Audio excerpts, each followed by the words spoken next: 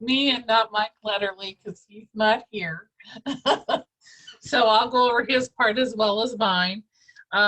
Just going to talk to you first about getting paid, and then I'll join Connie. We're going to hopefully get some feedback from all you, and we're going to talk about doing legal ads.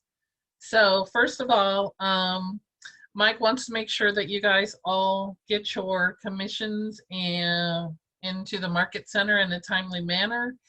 He needs them so that, well, the company needs them so that we can do projections on what our dollars are going to be every month. So, because he has to keep track of that and turn that in every day.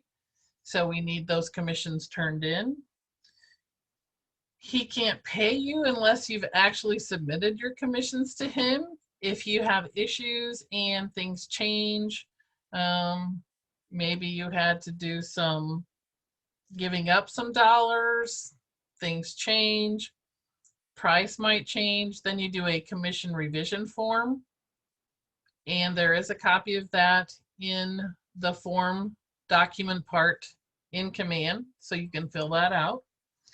Also, make sure that you submit them prior to closing. I have many times, and Mike has many times, we get to closing, he's ready to pay somebody, we go look at their commissions, and guess what? They have not been submitted yet. So then we have to send messages out to make sure that they submit those, and that means we're holding on to your checks. So if possible, also, he would like you not to schedule closings on the last day of the month. The reason for that is he has to do his end of the month transmittal. And if he's waiting on checks to come in, that puts him behind on getting all of those documents and forms filled that he needs to fill. So please try not to do them on the last of the month. And if you do, make them early so that you can get your checks and all your documents into the office. Another thing, and we keep saying this over and over, but please, when you name your opportunities, make it the address of the opportunity. If it's a condo, make sure you have the unit number there. I can tell you at the moment, I have on certain complexes like 5 with the same, like the 5655. But I don't have unit numbers on all of them. I need the unit numbers so that I can sort these out into what unit, and we can make sure that we get the information that we need correctly. So make sure you do a full address. Another thing that I keep sending back a lot is make sure when you do your buyer's agency agreements and your listing agreements, they need to be sent to Connie for her signature. She has to sign all those. So remember to send them to her to sign. Oh, there's Martin. Thank you, Martin. Okay. But don't tell Connie I said that about her. Oh man, he's getting himself in trouble already. Okay, another thing you need to, we have a lot of issues with, remember, we are now designated agents. So that little square that's on those forms need to have the X on them to put, that signifies that you're designated. I send a lot of those back. I know sometimes it's because the agent on the other side, if you have the seller and the buyer's agent to send them over, they don't always fill it in. So make sure that you check those and make sure that that's filled out correctly. Another big thing, we've been doing a lot of authorizations to show. With those, remember, if you get an authorization to show, that can only, and I'm pretty sure this is, I'm gonna get this right, I hope, Connie. If you have an authorization to show, you can only have someone from this brokerage buy that property from you. It can't be an agent from a different brokerage. Is that correct, Connie? Yeah, that was even sent out by the board office. In other words, an authorization to show, and it plainly states it on that authorization that it's for you and your office only. It's not something that you can tell a Remax agent about. So, So if you, I mean, if you have someone from a different brokerage, I say you need to get a listing. mhm. So, and on those, make sure you remember that you do not represent the seller in any way. You are representing the buyer on both sides of those. It If you have a says that buyer's also, agency. yes. And it says that right in the authorization to show that you are not representing the seller. So you're not a You can seller's be a agent. transaction broker if you are not a buyer's agent. So if you're a buyer's agent, that's the reason for the authorizations, is because it allows us to show the property. The seller is authorized us to show it at this price. And then if we don't have a buyer's agency, then we would be a transaction broker on both sides. Yeah, if you have a buyer's agency, you'd be a buyer's agency on both sales side and the list side. Okay, sorry. No, no, that's why you're here. Yeah. We work together. Yes, we do. So the other, let's see, going on to the next thing. When you put your documents into command, like say you have the contract, counter offers, seller's disclosure, all those things need to be separated when you get them into command. They all have slots that they go in. That's where they should be put when you enter them into command. Not all just in one long document. Because if we would ever get audited, we would like the auditor to be able to find things as easily as possible without too many questions. At least that's my thoughts on that. So Yes. the easier the better. Also, another thing that just came out is there's that line 58, I believe, about love letters. And no, we are not doing love letters. So that's a no for us. Don't do those. Big thing, Connie and I have talked many, many times. I've talked to you about this many, many times.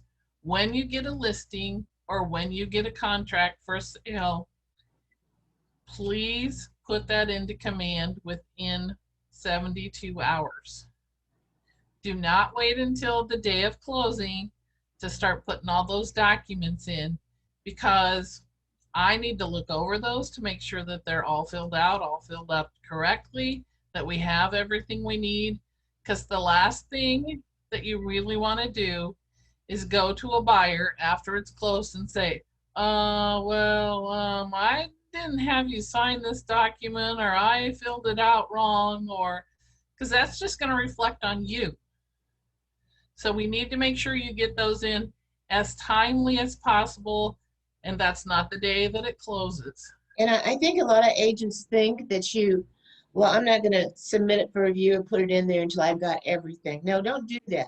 Once you get something signed, a contract signed, you haven't got the seller's disclosure signed, go ahead and put it in and submit it for review. That way, Karen will remind you need the seller's disclosure. And there's nothing wrong with being reminded. It's just that in order for this to work smoothly, put it into command ASAP. I think 72 hours is too long, but that's okay. And then submit it for review. If you don't submit it for review, it's not sent to Karen for her to look at. And yeah, remember to hit that submit for review, because I've also had things close that it still said open, which meant that was never sent to me to look at it. So it got to closing, it got to the day after the person's closing, and they wondered why they weren't getting paid. They hadn't submitted it, so I had no idea it was there. So if you don't submit it, I don't see it. So you have to submit it to me for me to see it. Anybody have any questions about any of this so far? I will say too, guys, you can't get out of this by saying, oh, I submitted it last week. It shows when it was submitted. So yeah, there's a timeline button in there, and I can go and say, no. Yeah, exactly. And we get into more problems with things being written, and maybe 2 or 3 little things are wrong, no big deal, but it becomes a big deal if you wait till the last minute to do it. You need to get it submitted so you can go back to your buyer or seller and get whatever needs to be corrected, or whatever form needs to be in there filled out. Now, if you haven't been to the market center for a little bit, we have a new procedure for if you bring in checks after we've closed at night or on the weekends. Back behind the MCA office where the file cabinet is and the white book is, that is still the same if you bring checks in while Mike and I are still here. If you come in on the weekend or if you come in at night and we're not here, there is a red block box hanging on the wall for you to put your checks and documents if you want to into, so that they are safe while we are not here. We had an incident with checks a long time ago that we just found out about from the police department. And so we have implemented this to, oh, look at Connie's face. I didn't know that. Yeah. Yeah, somebody did something really bad with one of the checks. It disappeared. They made copies of it and then whitewashed stuff off of it and rewrote it to different people. In this office? Yes, ma'am. It was a check that had come into this office. So yes, we had a visit not too long ago from the Lake Ozark Police Department, and we were discussing this. And so after that, Mike ordered the lockbox. So that way, if it's, like I said, weekends, overnight, Mike and I aren't here, whatever, put those commission checks into the lockbox, please. Any questions? Yeah, yeah. Who was it? I don't know. We don't know who it was. We have an idea that, and it was not an employee. It wasn't an agent. It wasn't an employee. It was, yeah. Wow. But we're not naming any names, but yeah. So yeah, that was interesting. Thank God it wasn't an agent or employee. That would have. Yes, yes. So just know that it wasn't any of us, and we're all good with that. And guys, we're always open to suggestions on how to make things better for you. We know I've been an agent for years. Before I owned a company, I was an agent for years. I know we want to get paid as soon as possible, but all companies are going to require that things are filled out properly to comply with the Missouri Real Estate Commission and their office. And that's why we have a really great system. Goes into command. You don't have to write it in command. You can do it in transaction desk or whatever you want to do, but then you put it into command and label it the name of the address and submit it for review. It's a listing, it's a sale, it's closed. It all needs to be in there, so we've got a complete file. Missouri Real Estate Commission comes in and looks. That's what they're going to be looking at, is our command. They will go in there and they will pull up all the listings, and if they came in tomorrow and they pulled up all the listings we have in the MLS and they go to search for one and it's not in command, we're in default, and they write us up on that. And we don't need to be written up on anything, not when we can do our job properly. And I have in my office this little folder called unapproved checks, and it has quite a few in it at the moment, and I'd really like to get rid of a bunch of these. So go check your command, check to see if I've left you a message that you need to fix something, because I would really like to be handing these out. I did put a notice in Facebook today. Next Thursday will be my last day at the office for 10 days. I'm going on vacation. Yay! So if you have closings from any time from the 4th until the 14th, please try to get everything in on those so that I can check those and get you as close to getting paid as possible before I leave, or when I'm on vacation, I will still check them and then let Mike know who gets to have a check. So please try to get everything up to date so that we can make sure everybody gets paid in a timely manner. Okay, now we're going to go to the fun part, Connie. We're going to talk about ads. Okay, so as I put on Facebook, I do not want to be the Facebook police because I really don't want to spend my time looking at everybody's ads. So I have in the past few weeks had to call Connie and say, Connie, please go look at this. We've had, okay, let's start with this. If you have an agent open house and you are giving away gift cards, that is totally different. If you're giving them to agents, can they not give them to agents? They can give them to agents, but not to just regular people off the street, correct? Correct, correct. So You can give I know no, it you can give, confused people that they thought that they could give them to both agents or regular people off the street, but that is no. You cannot do a drawing for just people off the street to win prizes. An agent open house where you have gift cards to go to agents, that's totally different. Correct? correct.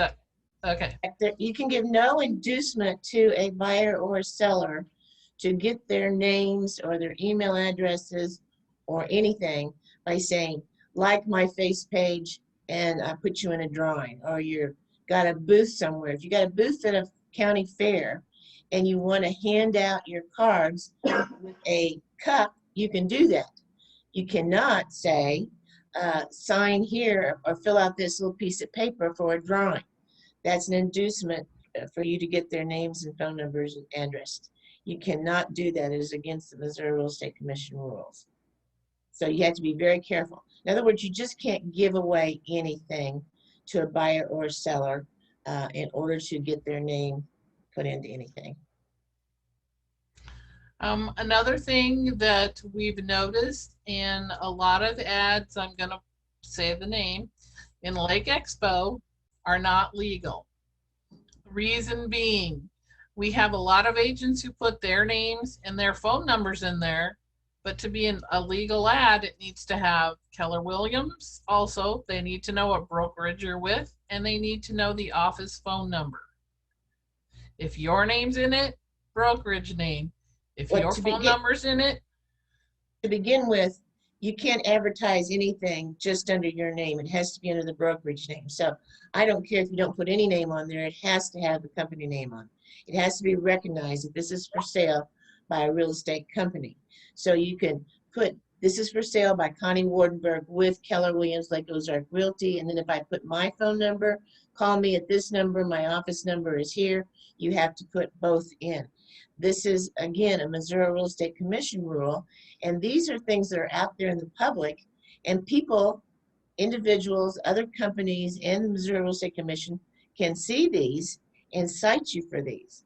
It is definitely a rule that you cannot advertise something unless they know that it's for sale by a brokerage company, which is Keller Williams Lake the Ozarks Realty or Keller Williams Four Seasons, whatever one of our dozen fictitious names are that you want to use. But this is a real issue if you are advertising on Lake Expo.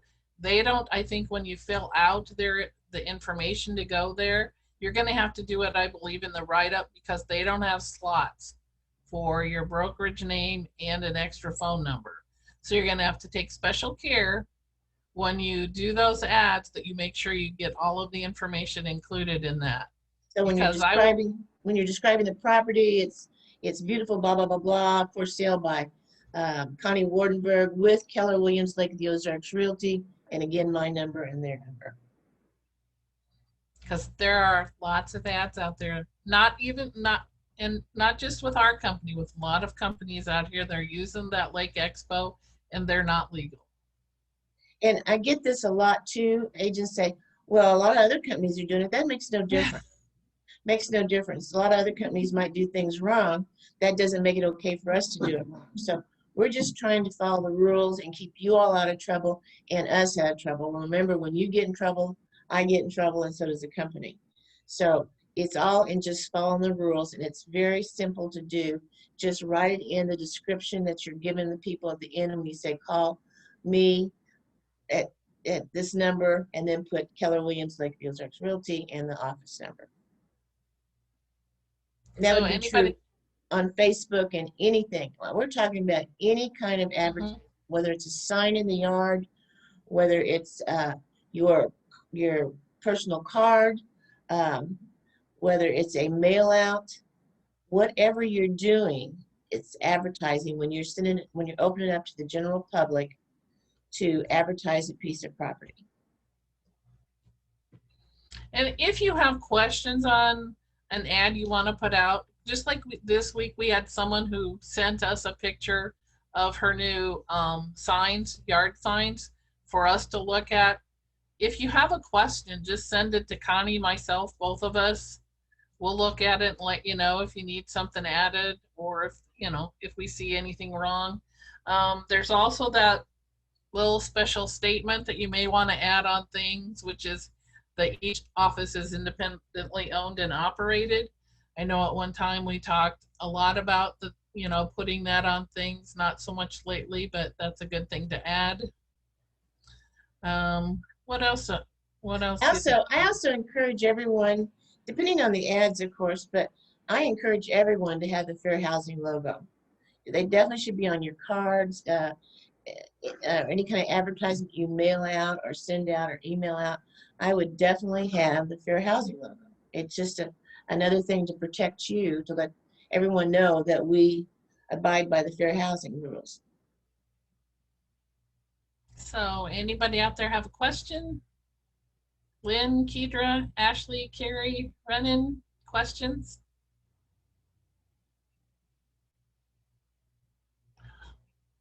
Elise? Is there any way, you mentioned adding in the fair housing logo, could you send those in an email? The logo? Just Google it and then Yeah, Google it. There are all kinds of them PNG. available. Okay, I just didn't know if those would be legal or not, but yeah, okay, I'll just do that. Yeah, and because there are some that have them all grouped together, and if you just take one of those that has them all, that's easiest to use it that way. Also, I want to remind everybody, when you're advertising something, you are telling about the property. You're never talking about who the buyer is. You are advertising, because that's going to get you into a fair housing problem with individuals because they're race, color, creed, or whatever, family origin. You don't say this is a great family home for kids. You don't say this is a great home for a retired couple. You don't say this is close to the Christian church. You just You also advertise. have to watch out about that man cave stuff. Yeah, you know, do. Like put man cave, you gotta watch out for that. There are a lot of words that fair housing looks at, one being master bedroom. We seem to get by with that most of the time, but it's something that we need to be careful about. But again, if you just think to yourself, I'm telling you about the property, I'm not describing who the buyer would be, who it would be best suited for. Even though it'd be a great family home, you don't say that, because maybe an individual wants to buy it. You don't say it's close to the school, those type of things. You just do not put those in the ads. You talk about the property itself. Great view, 4 bedrooms, walk-in, no steps, you know. You can. That's not specifying a particular group. Yeah, all activities would be one thing. All great restaurants, you know, that's not a problem, but close. Yeah, yeah, yeah. Close to Jewish restaurants, no, can't do that. So, but close to all attractions, or close to good shopping, or easy access, minutes away from great restaurants, no problem. Not minutes away from great Chinese restaurants. Connie, in one of your trainings coming up next month, can we do a fair housing class? Well, we can, yeah. Okay. I know Yeah. personally that would be extremely educational for me and probably some of our newer people as well. And it would be a good refresher. Okay, Well, and anybody out there, if there's a subject that you want to know more on, just let us know and we will work that into one of the trainings, because we're here to help all of you. So if there's something you want more training on, need more information on, just let us know.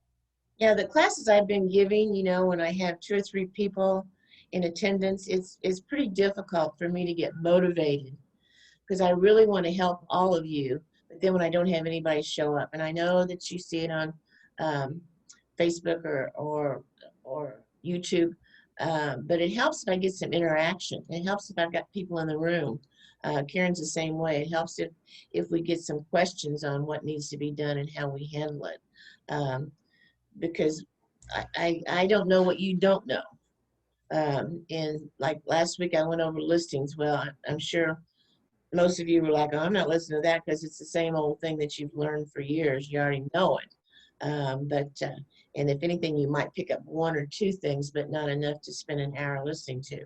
So I really, really like it if we get some interaction and people talk and ask questions. There's no stupid questions, none.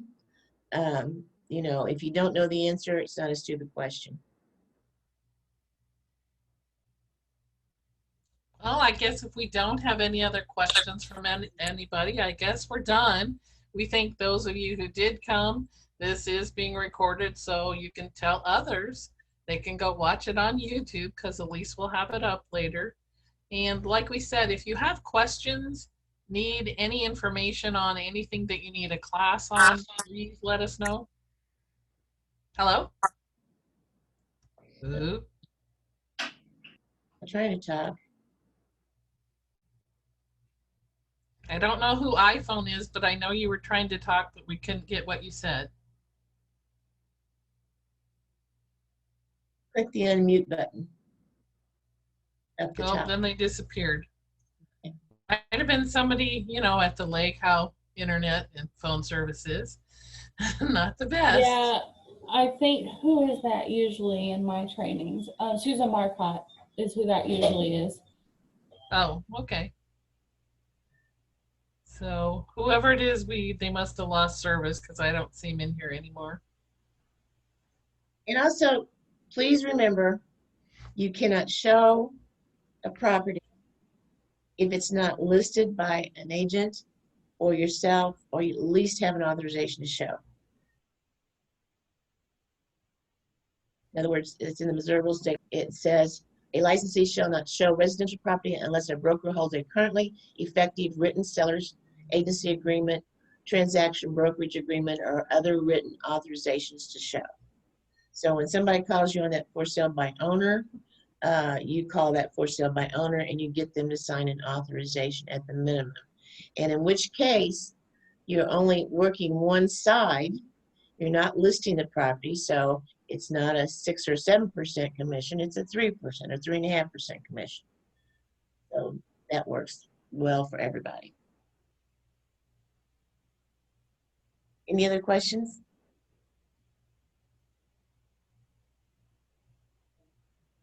All right, then. Did Thank you, learn? Elise, for setting this up. Thank you for those of you who came to listen. Those of you who listen to this on YouTube, if you have questions, you know where we are. Thanks and have a great day, everybody. Hey, don't forget to like, share, and subscribe so you don't miss out on any future videos.